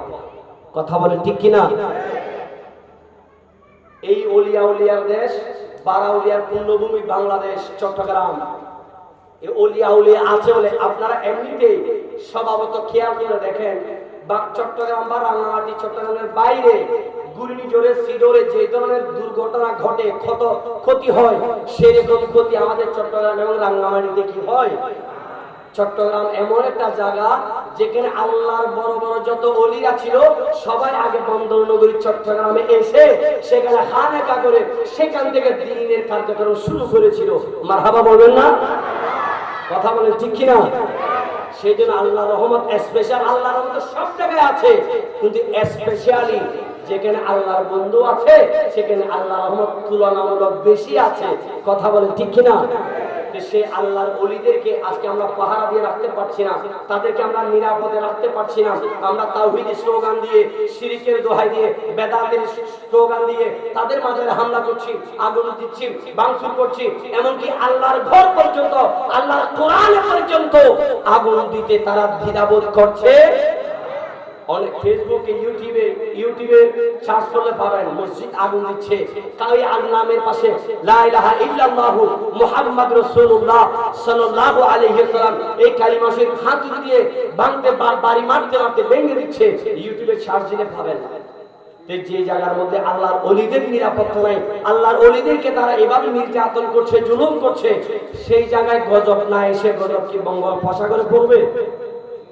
এই সমস্ত মানুষ যারা আল্লাহর ওলিদের মাজারে হামলা করছে, মসজিদে আগুন দিচ্ছে, মাজারে আগুন দিচ্ছে, মানুষকে কবর থেকে তুলে পেট্রোল জ্বালিয়ে আগুন জ্বালিয়ে চারকার করে দিচ্ছে, এরাও নামদারি মুসলমান। এদের থেকে আল্লাহ আমাদের সুশীল সমাজকে আল্লাহ হেফাজত দান করুক। আর একটু জোরে বলেন আমিন। আয়াত করেছিলাম লা তাকনাতু মির রাহমাতিল্লাহ, আল্লাহ বলছেন বান্দা আমার রহমত থেকে নিরাশ হইও। নিরাশ হওয়া যাবে? আমাদের সবারই কম বেশি ছোট বড় মাঝারি গোপনে প্রকাশে ইচ্ছায় অনিচ্ছায় অনেক ধরনের গুনাহ আছে না নাই? আওয়াজে বোঝা যায় গুনাহ নাই? গুনাহ আছে। কত পরিমাণ আছে এটা আমরা মাপ দিতে পারবো না, ওজন করতে পারবো? বেমিসাল গুনাহ আমরা করেছি জীবনে। কথা বলেন ঠিক কিনা? আল্লাহ বলে বান্দা পেরেশান হইও না, যখন তোমার ভিতরে অনুশোচনা আসবে, আমি আল্লাহর ঘর খোলা আছে। সারা পৃথিবীর যারা বিভিন্ন বাসায় ভাড়া থাকে, ওখানে মালিক সাইনবোর্ড দিয়ে দিয়েছে রাত 12টার পর হলে গেট বন্ধ হবে, এরপরে ঢোকা যাবে না। রাত 11:30টার পর হলে গেট বন্ধ হয়ে যাবে, সেখানে আর ঢোকা যাবে না। আল্লাহ বলে বান্দা 11টানো 12টানো 1টানো 2টানো 3টানো রাত যত গভীর হবে, ও বান্দা সারা পৃথিবী যখন তুমি নিমগ্ন হয়ে যাবে, তুমি ওযু করে যায় নামাজটা বিছিয়ে আমি আল্লাহর দরবারে সিজদায় পড়ে যাও। সারা পৃথিবী যখন ঘুমন্ত, আর তুমি যখন ওই ঘুমন্ত অবস্থায় আমি আল্লাহকে ডাকবা, আমি আল্লাহর ইজ্জতের কসম, তোমার জীবনে যত বড় গুনাহ থাকুক না কেন, সমস্ত গুনাহ চোখের পানি বদলতে আমি আল্লাহ মাফ করে দেব। একটু জোরে বলুন সুবহানাল্লাহ। আল্লাহর এই কথার উপরে বিশ্বাস আছে না নাই? হযরতে ওমর রাদিয়াল্লাহু তাআলার খিলাফত কালে একদিন তিনি সাংবাঙ্গুনি হাঁটতেছে, সাঙ্গুনি হাঁটা অবস্থায় হঠাৎ করে হযরত ওমর রাদিয়াল্লাহু আনহু বললেন, আমাদের এই মজলিসের মধ্যে এমন কেউ কি আছো যে কোরআনে কারীমের মধ্যে এমন একটা আয়াত আছে যে আয়াতটা হতাশা ব্যঞ্জক, আমাদেরকে চিন্তা ধরাই দেয়, চিন্তা ঢুকিয়ে দেয় মাথায়, এমন আয়াত আছে? কেউ কি বলতে পারো এই আয়াতটা কি? ওই পেছন থেকে একজন ভাই ডাক দিলেন, আমি ভাই বলছি, একজন তো ভাইয়ের সাহাবী আর কি। ওই সাহাবী ডাক দিলেন, হুজুর লাব্বাইক, আমি বলতে পারবো কোরআনে কারীমের মধ্যে এমন কিছু আয়াত আছে যে আয়াতগুলো হতাশা ব্যঞ্জক। হযরত ওমর বললেন, আয়াতগুলো কি বলো? ওই পেছন থেকে অন্ধকার থেকে ব্যক্তিটা জবাব দিয়ে বললেন, ফামান ইয়ামাল মিসকালা যাররাতিন খায়রান ইয়ারা ওয়া মান ইয়ামাল মিসকালা যাররাতিন শাররান ইয়ারা। আল্লাহর কোরআন বলে বান্দা, পৃথিবীর জমিনের মধ্যে কোন বান্দা কোন বান্দিনী যদি অনুপরিমাণ ভালো কাজ করে, সেটার প্রতিদান আমি আল্লাহর কাছে জমা আছে। সুবহানাল্লাহ বলেন। আবার কোন বান্দা বান্দিনী যদি অনুপরিমাণ যদি কোনো গুনাহের কাজ করে, খারাপ কাজ করে, কিয়ামতের ময়দানে আমি আল্লাহ সেটারও যথাপযুক্ত শাস্তির ব্যবস্থা আমি আল্লাহ করে রেখেছি। ঠিক না বেঠি? কেউ যদি অনুপরিমাণ ভালো কাজ করে, সেটা আল্লাহর দরবারে আছে। আবার কেউ যদি অনুপরিমাণ খারাপ কাজগুলো করে থাকে, আমার আল্লাহ সেটাও লিপিবদ্ধ করে রেখেছেন। কিয়ামতের ময়দানে দেখাবেন, বান্দারে দেখো পৃথিবীর জমিনের মধ্যে তুমি কত ভালো কাজ করেছো, কত কত খারাপ কাজ করেছো, এগুলো আমার আল্লাহ দেখাবেন। এই কথা যখন হযরত ওমর রাদিয়াল্লাহু তাআলা বললেন, আল্লাহর নবী একজন সাহাবী যার নাম হলো আবু সাঈদ খুদরি রাদিয়াল্লাহু আনহু কেঁদে দিয়ে বললেন, হুজুর, যারা সাহাবিয়তের মর্যাদা লাভ করেছে, বাফারা হইল কি হইল দেরে বিরিনা হবে নি তো বুক লাগি ভালো আছে সাইছে এখন বাফারা কিছু না হইস পরে মারামারি লাগাবে হই, আর হতন তো ধরে বিরিনি গরম গরম আছে বিরিনি হই, আর হতন তো ধর বিরিনি অস্থির ধরে দি যাই ওসে হই এই দে টেনশন না করছো। আর হতন পরে তোমার বিয়া করে বিরিনি দি হেলি হয় ইনশাআল্লাহ। আল্লাহ আর ফেব্রুয়ারি তোর খাবি তৌফিক দান করো। ওদের তোর উপর আমি নাচতে হইলে জুইতুনে তাহলে ব্যাগুন ন হইলে জোরে হদ দে, আরেকবার হদ যায় আল্লাহুম্মা আমিন। তো আবু সাঈদ খুদরি রাদিয়াল্লাহু আনহু এই কথা শুনে কেঁদে দিলেন, অথচ তিনি সাহাবী। হযরত ওমর রাদিয়াল্লাহু আনহু সাহাবী, আবু সাঈদ খুদরি রাদিয়াল্লাহু আনহু তিনিও যারা সাহাবী সাহাবী তো আছে যারা আল্লাহর নবীকে স্বপ্নেও দেখেছে, তাদের জন্য জান্নাত ওয়াজিব। সুবহানাল্লাহ, একটু জোরে বলা যাবে না? আল্লাহ নবীকে যারা স্বপ্নে দেখেছে আর যারা বাস্তবে দেখেছে তাদের কি অবস্থা হবে? তাদের জন্য কি আর জান্নাতের কথা বলা লাগবে? বলা লাগবে। যারা আল্লাহ নবীকে একবার জীবনে একবার হলেও স্বপ্নে দেখেছে তাদের জন্য জান্নাত ওয়াজিব। বলে না জান্নাত ওয়াজিব। আর যারা সাহাবী, আল্লাহ নবী বলেছেন সাহাবী খান হুজুর, ওই সাহাবীরা আসমানের তারকা যেরকম ঝিকঝিক ঝিকঝিক করে আলো ছড়ায়, তাদের যেমন কোনো কলঙ্ক নাই, কোনো দোষ নাই, কোনো পাপ নাই, আমার প্রত্যেকটা সাহাবী আসমানের তারকার মতন। যেন বলবেন না সুবহানাল্লাহ। আবু সাঈদ খুদরি রাদিয়াল্লাহু আনহু বলে, হুজুর আল্লাহ রাব্বুল আলামিন যদি অনুপরিমাণ গুনাহের জন্যও যদি শাস্তি দেয়, আমি আবু সাঈদ খুদরি রাদিয়াল্লাহু আনহুর কোন অবস্থা হবে? আমার কোন অবস্থা হবে? অথচ সাহাবীদের কোনো গুনাহ ছিল না, সাহাবীরা সমস্ত সাহাবীরা গুনাহ থেকে মুক্ত। সুবহানাল্লাহ বলেন। সাহাবীদের গুনাহ নেই তো, যদিও তাদের পক্ষে কোরআন সুন্নাহর অকাট্য দলিল নাই, কিন্তু সালেহীন যে আয়াত আল্লাহ দিয়েছেন, ওয়া আলা ইবাদিল্লাহি সালিহিন বলে আমরা নামাজে তাহিয়ার মধ্যে যেটা পড়ি, তাদের মধ্যে সালিহিনদের মধ্যে এক নম্বরে যারা আছেন তারা তো সাহাবায়ে কেরাম। সুবহানাল্লাহ বলা যাবে না বুঝি? তাদের গুনাহ না থাকার পরও আবু সাঈদ খুদরি রাদিয়াল্লাহু আনহু অনুসূচনা করে বলছেন, হুজুর যদি অনুপরিমাণ গুনাহের জন্যও যদি আল্লাহ শাস্তি দেয়, আমি আবু সাঈদ খুদরির কোন অবস্থা হবে? এতটাই অনুসূচনা তাদের মধ্যে ছিল। আর আমরা দিব্যি নামাজ নাই, কালাম নাই, আদব নাই, কায়দা নাই, দিনরাত আমরা ঘুষের সাথে, সুদের সাথে, জেনার সাথে, মিথ্যার সাথে, জুলুমের সাথে, অন্যায়ের সাথে থাকার পরেও এত বুখারী শরীফের মধ্যে আছে, আমার উস্তাদজির স্মরণ আছে হাদিসটা, বুখারী শরীফ এবং মুসলিম শরীফের মধ্যে আছে। বনি ইসরাঈল যুগের ঘটনা, এক ব্যক্তি 99 জন মানুষকে খুন করেছে। নাউজুবিল্লাহ বলা যাবে না? কয়জন? 99 জন মানুষ খুন করেছে। খুন করার পরে তার ভেতরে অনুশোচনা আসলো। অনুশোচনা আসার পরে তিনি সাধারণ একজন মানুষের কাছে গেলেন এটার ফতোয়ার জন্য। তিনি গিয়ে বললেন, ও ভাই, আমার জীবনে আমি এত বেশি অপরাধ করেছি, আমার জীবনে আমি 99 জন মানুষকে খুন করেছি, হত্যা করেছি, আমার জন্য তওবা করার কোনো সুযোগ আছে কিনা বলো।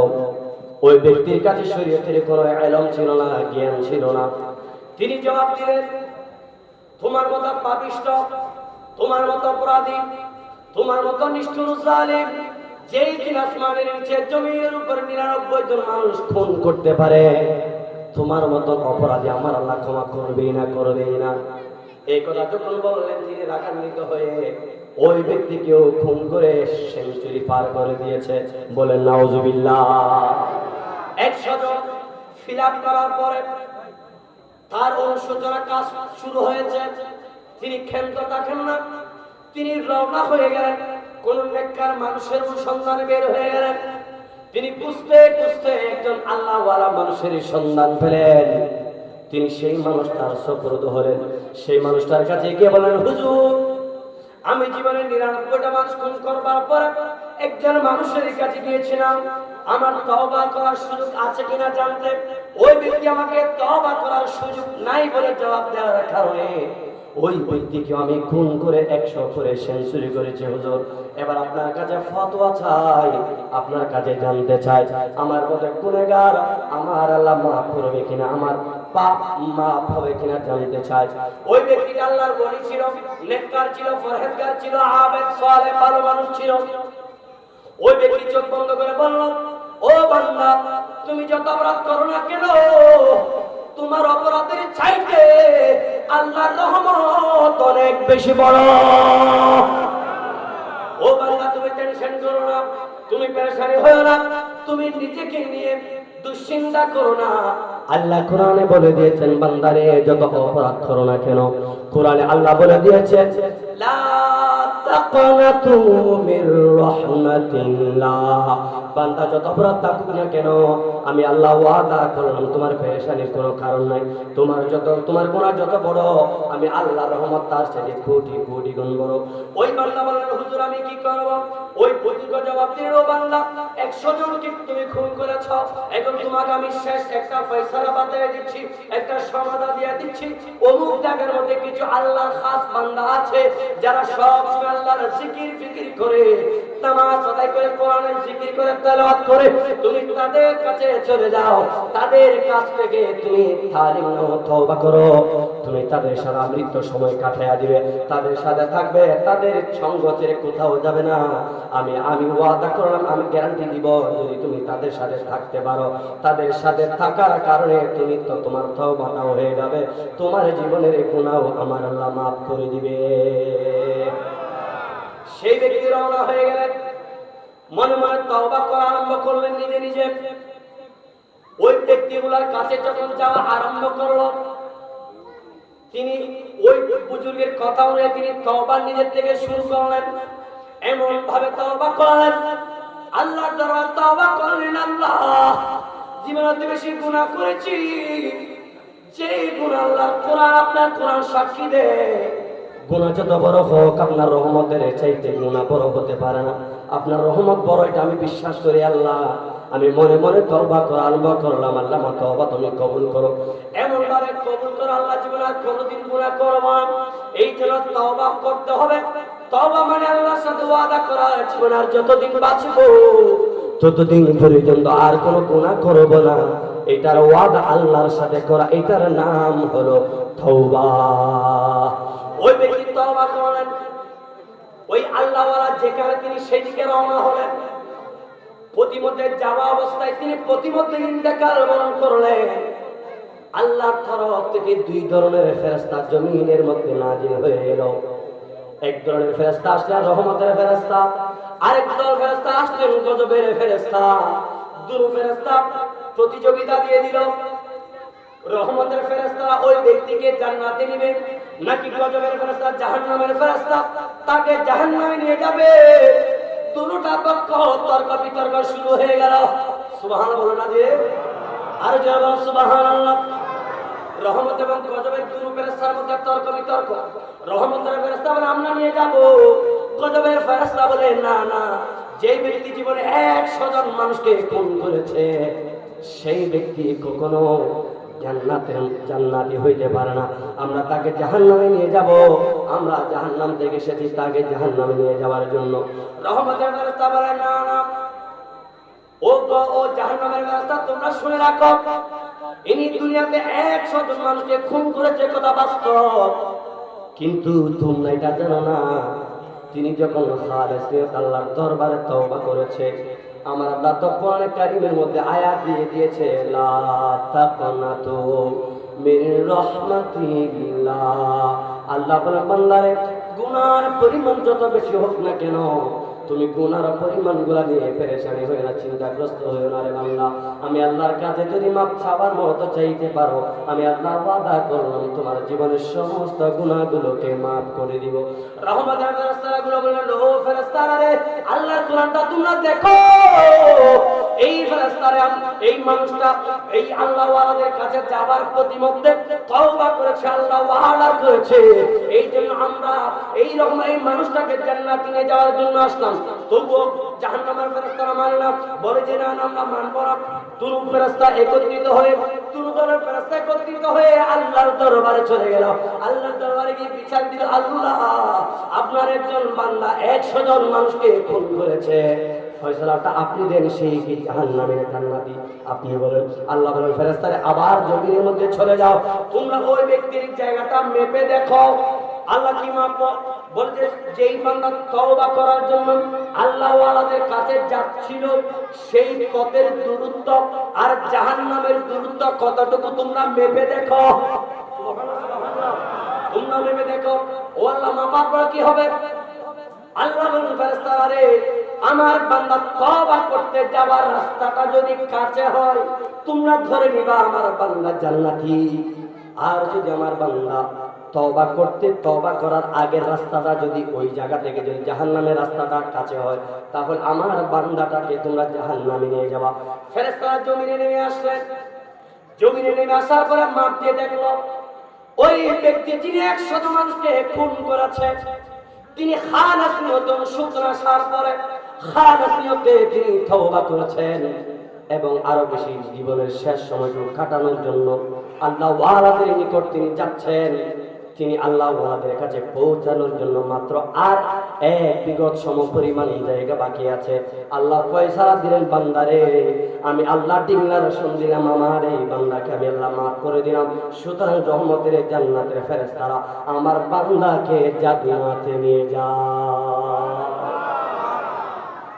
শেষবারের মতো আরেকবার বলেন, আমাদের গুনাহ বড় নাকি আল্লাহর রহমত বড়? জোরে বলেন, আল্লাহর রহমত বড় না গুনাহ বড়? এই জন্য জীবনে যত গুনাহ হয়েছে পেরেশানির কোনো কারণ নাই। কোরআন আমাদের পক্ষে আছে না নাই? ও আমার বাবারা, আমি আজকে এই মাহফিল থেকে অনুরোধ জানাবো, জীবনের রুটিনের মধ্যে 5 ওয়াক্ত নামাজটা ঢুকায় আনেন। জীবন আপনি গাড়ি চালানোর জন্য একটা টাইম বেছে নিয়েছেন, ব্যবসা করার জন্য একটা টাইম বেছে নিয়েছেন, চাকরি করার জন্য একটা টাইম বেছে নিয়েছেন। কথা বলেন ঠিক না ঠিক? এই দৈনন্দিন জীবনের কাজের মধ্যে 5 ওয়াক্ত নামাজের জন্য শুধুমাত্র 10টা মিনিট করে, 1 ওয়াক্ত নামাজের জন্য যদি মাত্র 10 মিনিট করে বাজেট করেন, 5 ওয়াক্ত নামাজের জন্য মাত্র 50 মিনিট খরচ হয়। ঠিক না ঠিক?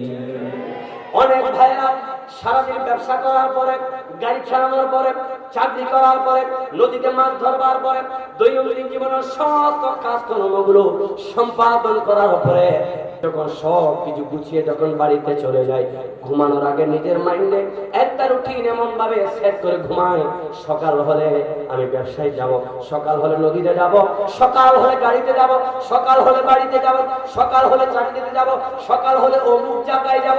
এইরকম রুটিন আমরা করি কি করি না? কথা বুঝতেছেন? করি কি না? এই ঘুমের মধ্যে অনেক যুবক যুবতী আছে, অনেক মা বাবা আছে, মাথা ভর্তি রুটিন নিয়ে ঘুমাইলাম, সকাল হলে এটা করবো এটা করবো, কিন্তু এক ঘুমের মধ্যে আমার জন্য সকাল হয়ে গেছে, এক ঘুমের মধ্যে আমার জন্য সকালটা পরকাল হয়ে গিয়েছে। এমন অনেক যুবক যুবতী আমাদের সমাজে আছে না নাই? হাজার জনের রুটিন মাথায় নিয়ে ঘুমিয়েছে। আল্লাহ বলে, বান্দারে তুমি যতই রুটিন করো না কেন, তোমার জীবনটাকে কন্ট্রোল করার মালিকটা যেন কে? আল্লাহ বলে, আমি তোমার জীবনকে কন্ট্রোল করি। তুমি কোথায় কখন কিভাবে ইন্তেকাল করবা, মারা যাবা, সেটা তুমি জানো না। কিন্তু আমরা হাজার জনের রুটিন গুলো মাথায় নিয়ে ঘুমাই। সকাল হলে তো হলো, আর যদি সকাল না হয়, ওই সকালটা আমার জন্য পরকাল হয়ে আমাকে জানাজার মাঠে নিয়ে হাজির হয়ে যাবে। ঠিক কিনা? কেমন করে ঘুমাও তুমি ফজর করে কাজা, এমন হতে পারে জোহরে জানাজা। ঠিক কিনা বলেন না? আমরা ফজরের নামাজের কোনো খবর নাই। এই যে আজকে এতগুলো মানুষ আমরা এই মাহফিলে এসেছি, জানি না কয়জনকে মসজিদে ফজর নামাজে দেখতে পাবো, জানি না। আজকের এই মাহফিলে এমন কোন যুবক বৃদ্ধ, এমন কোন ছোট্ট বন্ধু আছে কিনা আমি জানি না, যেই যুবক ভাইয়েরা, যে বুড়ো বুড়ো বাবারা, যেই বালেগা থেকে আরম্ভ করে নিজেদেরই যেই বয়সটুকু আছে, সেই বয়সটুকুর মধ্যে এমন কোন বাবা বন্ধু আছে কিনা আমি জানি না, যে ওয়াদা করবেন, হুজুর আজকে আমার নবী মিলাদুন নবীর মাহফিল এসে আমি যদি নামাজ ছিলাম না, আজকের এই মাহফিল আমি ওয়াদা করলাম আজকের দিন থেকে আমি নামাজ ছাড়বো না বলে এমন ওয়াদা করবে। এমন কোন নেককার মা বাবার নেককার কোন সন্তান আছে কিনা আমি জানি না। আল্লাহ নবী দুনিয়াতে এসেছিল আমাদেরকে সিজদার মধ্যে রেখে, সিজদা দিয়ে দিয়ে নামাজ কায়েম করে করে পৃথিবীর জমিন থেকে যাওয়ার জন্য আমার নবী আমাদেরকে জন্য নামাজ নিয়ে পৃথিবীর জমিনের মধ্যে এসেছে। কথা কোন ঠিক না বেঠি? এই মজলিসের মধ্যে এমন কোন নেককার মা বাবা নেককার সন্তান আছে কিনা আমি জানি না।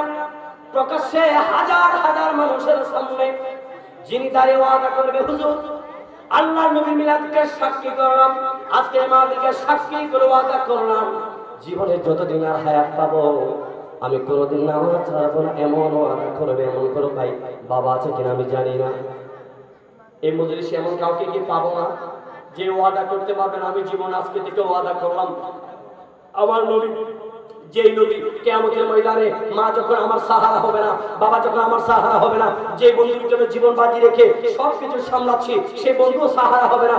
এমনকি যেই মা 10 দিন 10 মাস 10 দিন করবে ধারণ করে লালন করে পালন করে বুকের দুধ পান করিয়ে আমাদেরকে বড় করে আস্তে আস্তে করে হামাগুড়ি দিয়ে আমাদেরকে হাঁটা চলা শিখিয়েছেন, সেই মা পর্যন্ত ওই দিন আমার আপনার আপন হবে না।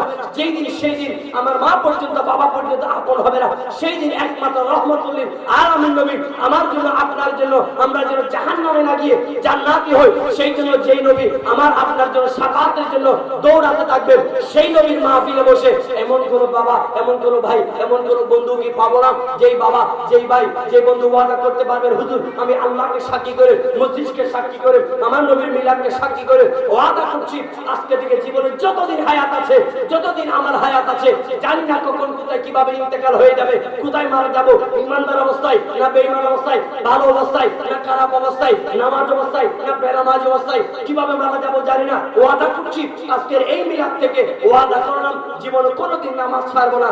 এইরকম কোন ভাই কোন বাবাকে আমরা আজকের এই মাহফিলে পাবো না। আমরা ভাই একজন হাত তুলেছেন, হাত নারে তাকবীর। আমি আপনাদেরকে একটু দাঁড়াতে অনুরোধ করবো, যার শুধু যারা হাত তুলেছে আমি লজ্জা দিচ্ছি। নারে গৌসিয়া জশ্নে জুলুসে ঈদে মিলাদুন নবী। আমার অনেক বাচ্চা যারা দাঁড়িয়েছে, আল্লাহ আমার এই বাবাদের ভাইদের হায়াতে ইজ্জতে রিজিকে অপুরন্ত অপুরন্ত বরকত দান করুন, আমিন বলেন। আপনারা ওয়াদাটা আমার সাথে নাও, আল্লাহর সাথে ওয়াদা করেছেন। যদিও ভাই কেন সবাই বেশার নামাজ সবাই পড়ে, কিন্তু 5 ওয়াক্ত নামাজ যারা পড়বে বলে ওয়াদা করেছে, আমরা তাদেরকে আর স্পেসিফিক দেখতে চাই। বলুন আমার বান্দা বান্দিনী, কোন বান্দা বান্দিনী যদি নিয়ত করার পরে, ধরেন আজকের एग्जांपल না দিই, এই মজলিসের মধ্যে যারা ওয়াদা করেছে ফজরের নামাজ থেকে আরম্ভ করে আমৃত্যু পর্যন্ত তারা কোনোদিন নামাজ পাঠ ছাড়বে না, এটাই ওয়াদা করেছে, ঠিক কি না? এরা ওয়াদা করেছে, এসা তো চলে গেল, ফজরের ওয়াক্ত থেকে শুরু করে যতদিন তাদের দেহে রূহ থাকবে, তারা জীবিত থাকবে, তাদের ওয়াদা মোতাবেক তারা 5 ওয়াক্ত নামাজ ছাড়বে না বলে ওয়াদা করেছে। কথা বলে ঠিক কি না? তারা এটাই ওয়াদা করেছে, কথা কি ঠিক আছে? আল্লাহ নবী বলেন ও সাহাবী, এইরকম নিয়ত করে ঘরে যাওয়ার পরে এই নিয়ত যারাই করেছে ওই বান্দা বান্দিদের মধ্যে নিয়ত পুরা করার আগে আগে যদি, অর্থাৎ এখন নিয়ত করেছে ফজর ওয়াক্ত হওয়ার আগেও যদি এই নিয়তকারীর মধ্যে কোনো বান্দা যদি ইন্তেকাল হয়ে যায়, আল্লাহ নবী ডিক্লারেশন দিলেন কিয়ামত পর্যন্ত 5 ওয়াক্ত নামাজের সওয়াব নিয়ত করার কারণে ওই বান্দার আমলনামায় আমার আল্লাহ দিতেই থাকবে। আরেকটু জোরে বলুন তো সুবহানাল্লাহ।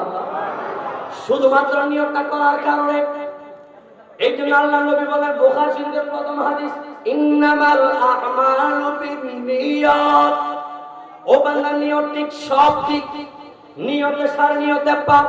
নিয়তটা যদি হয় আমি 5 ওয়াক্ত নামাজ পড়ব, ছাড়ব না কোনোদিন, আমার আল্লাহ ওয়াদা করেছেন, রাসূল ওয়াদা করেছেন, ওই বান্দা জীবনে কোনোদিন নামাজ ছাড়া থাকবে না। নিয়তের কারণে হলেও আমার আল্লাহ ওই ব্যক্তিকে অবশ্যই অবশ্যই 5 ওয়াক্ত নামাজের কাতারে শামিল করাবে। পড়েন সুবহানাল্লাহ। নিয়ত করে ঘরে গেলেন, আমি ফজর থেকে আরম্ভ করে আমৃত্যু যতদিন বাঁচি ততদিন 1 ওয়াক্ত নামাজও ছাড়বো না, 5 ওয়াক্ত মোতাবেক জামাতে পড়তে না পারলেও ওয়াক্ত মোতাবেক আদায় করব, এটা নিয়ত করে ঘরে গেলেন। মত কখন হবে তো জানি না, বাকি কোনো কারণে যদি মালাকুল মউত এসেও যায়, মরণ হয়েও যায়, আল্লাহ নবী বললেন মরণ হয়ে গেলেও সমস্যা নাই, নিয়ত করার কারণে, নিয়ত শুদ্ধ করার কারণে কিয়ামত পর্যন্ত ওই ব্যক্তির আমলনামায় 5 ওয়াক্ত নামাজের সওয়াব আল্লাহ দিতেই থাকবে। শেষ আজকের আমাদের মাহফিলের শিক্ষা, এই মিলাদুন নবী যেভাবে করেছি, এগুলার সবার আগে 5 ওয়াক্ত নামাজ দরকার আছে না নেই? সবাইকে বলতে হবে আছে না নেই? অনেকে তো আছে শুধু জুমাবার একদিন করে, বলতে আমি গোটা এই সপ্তাহ মিলে জুমার দিন একদিন পড়বো, পুরো সপ্তাহগুলো জুমা দিয়ে খাবার করে ফেলবো। আবার অনেকে আছে বলে আমি তো এত ব্যস্ত মানুষ, আমি সারাদিন নামাজ কালাম পড়তে পারি না, আমি একেবারে গামছা একটা পরি, এশার সময় দাঁড়াবো, নামাজু রাসূলিল্লাহি আলাইহি তাআলা রাকাতা সালাতিল ফজর জোহর আসর মাগরিব এশা, আর নাম আব্দুল্লাহ শাসা, আল্লাহু আকবার হইনি দুটো বাঁধিব, গোড়া দিনে নামাজ একবার টানি ফেলাইব, এলে নামাজ পড়ার সুযোগ আছে না? হলে নামাজ পড়ি লইব না? গোটা জমিটা আমার নবী রাসূল আমাদের জন্য পবিত্র করে দেওয়া হয়েছে, যেখানে ওয়াক্ত হয় সেখানে গামছাটা বিছিয়ে আল্লাহু আকবার বলে দাঁড়িয়ে যান, কবুল করার মালিক কে?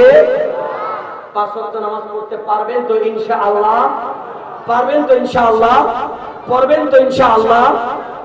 মা বাবা যাদের বেঁচে আছে খেদমত করবেন, ওয়াবিল ওয়ালিদাইনি ইহসানা, মা বাবার খেদমত করা, মা বাবার সাথে সব চাইতে সুন্দর আচরণ করা ফরজ। সুবহানাল্লাহ বলা যাবে না? নামাজ যেরকম ফরজ, আল্লাহ কোরআনে বলছেন আকিমুস সালাত, 82 বার বলেছে আকিমুস সালাত আকিমুস সালাত। এগুলোর পাশাপাশি আল্লাহ এটাও বলেছেন ওয়াবিল ওয়ালিদাইনি ইহসানা, নামাজ যেরকম ফরজ, মা বাবার সাথে সুন্দর আচরণ করা সন্তানদের জন্য এটাও ফরজ। সুতরাং যাদের মা বাবা আছে, ধমক দিয়ে চিল্লা পাল্লা করে উচ্চ স্বরে উঁচু গলায় কোনো কথা বলবেন না আল্লাহর ওয়াস্তে। মা বাবা যদি আপনার আমার ব্যবহারে যদি কষ্ট পেয়ে উপ শব্দ ব্যবহার করে আমার গোটা জিন্দেগি বরবাদ হয়ে যাবে, ফেরও পাবো না। আর যাদের মা বাবা আছে আল্লাহর দরবার দোয়া করি আল্লাহ ওই সমস্ত মা বাবার হায়াতে তাইয়্যিবা তবিলা দান করুক, বলুন আমিন। আমরা যারা সন্তান হিসেবে আছি আমাদেরকে মা বাবার নেককার সন্তান হবার তৌফিক আল্লাহ দান করুক, আরেকবার বলুন আমিন। বর্তমান যুগে বিশেষ করে মোবাইলের মধ্যে আমাদের কিছু কিছু যুবক ভাই বোনেরা জুয়ার প্রতি আসক্ত হয়ে গেছে, ইয়াবার প্রতি আসক্ত হয়ে যাচ্ছে, ট্যাবলেট, ওই যে বাবা বললাম জুয়া, মাদক, গাঁজা, ফেন্সিডিল, এগুলোর প্রতি অ্যাডিক্টেড হয়ে যাচ্ছে। আপনার সন্তানকে স্কুলে দিয়েছেন, মাদ্রাসায় দিয়েছেন, কলেজে দিয়েছেন, ইউনিভার্সিটি দিয়েছেন, সে কোথায় যাচ্ছে, কার সাথে মিশছে, কি করছে, এটার খবরাখবর নেওয়া গাইডিং হিসেবে আপনার দায়িত্ব। অনেক ভাই বোনেরা আছে পড়ালেখার নাম করে গিয়ে বন্ধু বান্ধব একসাথে গাছতলায় বাঁশতলায় বসে বাবার কাছে ফেন্সিডিল কাছে গাঁজা খাচ্ছে, তাস খেলছে, জুয়া খেলছে, এরকম আছে না নাই? এই জন্য স্কুল মাদ্রাসায় দিয়েছেন, আপনি সরে গেলে এটা হবে না, তাদেরকে দেখভাল করতে হবে ঠিক মতো। স্কুল মাদ্রাসা কলেজে গেল কি গেল না, আসলো কি আসলো না, এই ক্লাসের সময়টাতে তারা কি করছে না করছে, এটা বুঝ খবর নেওয়া আপনার ইমানি দায়িত্ব। আমাদের ছেলেমেয়েরা ভাই বোনেরা যারা পড়ালেখার মধ্যে মাদ্রাসা, স্কুল, কলেজ, ইউনিভার্সিটিতে আছে, আল্লাহ তাদের জেহেন জাকুয়াতের মধ্যে অপূরন্ত বরকত দান করুন। আজকের এই মাহফিলকে আল্লাহ কবুল করুন। বিশেষ করে আমার উস্তাদ হুজুরের কাছে আমি দোয়া চাই, আমার উস্তাদ হুজুরের হায়াতে তাইয়্যিবা, হায়াতে খিজরি কামনা করছি। বিশেষ করে যারা আল্লাহর ঘরকে দেখে আসছে, আল্লাহ নবীর হাদিসের মধ্যে আছে তাদের তাদের হাতের মধ্যে চুম্বন করতে বলা হয়েছে, কারণ তাদের হাতগুলো আল্লাহ নবীর রওজা মুবারকের সাথে লেগেছে। সুবহানাল্লাহ বলবেন না? তাদের পায়ে চুম্বন করতে বলা হয়েছে, তাদের হাতে চুম্বন করতে বলা হয়েছে। আমি সেই সুযোগটা আজকে নিতে চাই আমার উস্তাদজির হাত থেকে। আমার উস্তাদজি আল্লাহ নবীর ঘর স্পর্শ করে এসেছে, খানায়ে কাবার মধ্যে গিয়েছেন, সেখানে খানায়ে কাবার মধ্যে মদিনাতুল মুনাওয়ারার মধ্যে আমার উস্তাদজির কদম লেগেছে। আল্লাহ নবী এটাও বলেছেন যাদের কদম খানায়ে কাবার মধ্যে লেগেছে, লাগার সাথে সাথে জীবনের সমস্ত গুনাহ আল্লাহ নিমিষেই মাফ করে দেয়। এই জন্য আমার উস্তাদ হুজুরের কাছে দোয়া চাইবো, আমাদের সকলের জন্য আমার উস্তাদ হুজুর দোয়া করবেন। আমার উস্তাদ হুজুরের দীর্ঘায়ু সুস্থতার জীবন কামনা করে আমার অসম্পূর্ণ বক্তব্য এখানেই টানছি। আমার কথায় কি কেউ কষ্ট পেয়েছেন? যদিও আমি শারীরিকভাবে নিজে অসুস্থ, তবুও দুই চার কালেমা কথা আমার উস্তাদ হুজুরকে পাশে বসে ওয়াজ করার সেই দক্ষতা, যোগ্যতা, ইলম কালাম কিছুই নাই। ওয়াজ করি শুধুমাত্র দোয়ার বরকতে দুই চারটি কথা বলার চেষ্টা করেছি মাত্র। আমার কথার মধ্যে, আমার আচরণের মধ্যে যদি কোনো ধরনের কষ্ট পেয়ে থাকেন আল্লাহর ওয়াস্তে ক্ষমার সুন্দর দৃষ্টিতে দেখবেন, কারণ দোয়া করবেন। আল্লাহ নবী বলেছেন আর দোয়া মুখল ইবাদত, সমস্ত কিছু জীবনের সফলতার দ্বার প্রান্তে পৌঁছতে হলে যেটা সবচেয়ে বড় অস্ত্র সেটার নাম হলো দোয়া। সেই দোয়া আমি আমার উস্তাদ হুজুরের কাছে দোয়া চেয়ে আমি বিদায় নিচ্ছি। ওয়া মা আলাইনা ইল্লাল বালাগ। ওয়াসসালামু আলাইকুম ওয়া রাহমাতুল্লাহি তাআলা ওয়া বারাকাতুহু।